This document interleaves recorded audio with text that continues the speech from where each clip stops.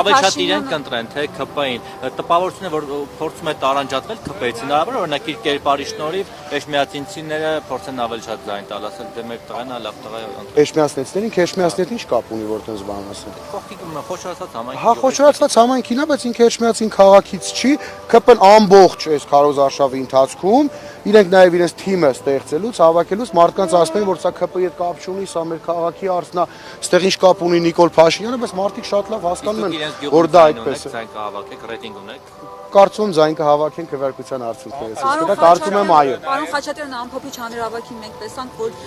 ՔՊ-ի հավաքին մասնակցում էին Թալինից եկած մարդիկ, մասնակցում էին այն կեղծ տատույով դպիրը, Հովանավանքի ակցիայի ակտիվիստները, բայց Նիկոլ Փաշինյանը այդպես էլ չեկավ։